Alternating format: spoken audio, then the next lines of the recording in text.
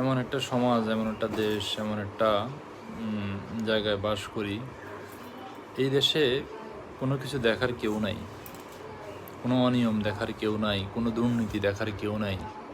নাহলে কীভাবে সম্ভব আপনার 4-5 বছর বয়সের একটা বাচ্চা স্কুলে ভর্তি না হতেই পরীক্ষা নেবে তারা? স্কুল নামের কিছু কসাইখানা, বিজনেস, আমি এদেরকে আসলে স্কুল বলতে নারাজ। এরা হচ্ছে ব্যবসা প্রতিষ্ঠান। জাস্ট আমাদেরকে পুঁজি করে, আমাদের বাচ্চাদেরকে পুঁজি করে তারা ব্যবসা করবে। কিন্তু আসলে এডুকেশন বলতে তো কিছু নাই, পড়াশোনা বলতে কিছুই নেই। কিন্তু আমরা হচ্ছে নিরুপায়, কিছুই করার নেই। কারণ আমাদের তো সবগুলোই একই রকম, একই সিস্টেমে চলতেছে। তো আমরা এর মধ্য থেকে বেটার কোনো একটা প্রতিষ্ঠান খুঁজে বাচ্চাদেরকে ভর্তি করানোর চেষ্টা করি।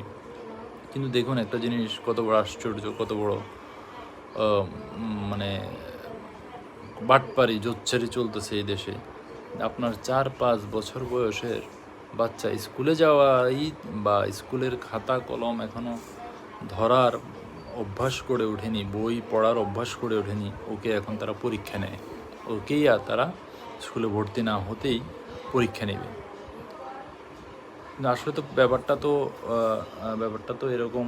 পরীক্ষা নেওয়া তো বিষয় না। আমি যখনই পরীক্ষার কথা শুনলাম, আমার বাচ্চার পরীক্ষা নেবে, যদিও আমার বাচ্চা এখন নার্সারিতে উঠেছে, গত বছর যখন ভর্তি হওয়ার 1 মাস পরেই তারা আবার পরীক্ষা নেবে। আমি তো আশ্চর্য হয়ে গেলাম, কী ব্যাপার, কিসের পরীক্ষা নেবে? ভালো কথা, পরীক্ষা নেবে, কিন্তু যখন দেখলাম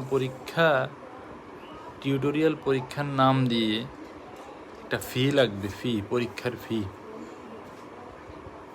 ওটা দিতে হবে। ওটাই হচ্ছে তাদের আসল ব্যবসার বাটপারি আর কি। মানে ওই 500 টাকা নেবে, কিন্তু ওই যে হালাল করার জন্য নাম দিয়েছে টিউটোরিয়াল পরীক্ষা। কোনো উসিলা তো পাচ্ছে না, তো একটা উসিলা তো দেওয়া লাগবে। উসিলা হচ্ছে পরীক্ষা। তো এখন আমাদের এই যে বাটপারিগুলা, এই যে এডুকেশন সিস্টেমটাকে এভাবে ধ্বংস করে ফেলছে এই শিক্ষা প্রতিষ্ঠান নামক জোচ্চারি প্রতিষ্ঠানগুলো, এখন এগুলো দেখবে কে? এগুলো দেখার কেউ আছে? দেখার কেউ নাই। এইগুলো সরকারের তরফ থেকে কঠোরভাবে যদি নজরদারি এবং কঠোর নিয়ন্ত্রণ করা না হয়, তাহলে এরা এদের ব্যবসা করেই যাবে, করতেই থাকবে। আমরা তাদের ব্যবসার প্রতিষ্ঠানের বলি হতে থাকব। আমাদের তো আর কিছুই করার নেই। আমাদের সন্তানকে তো আমরা কোনো একটা প্রতিষ্ঠানে ভর্তি করাতে হবে। এটাই এভাবেই চলতে থাকবে বাংলাদেশ।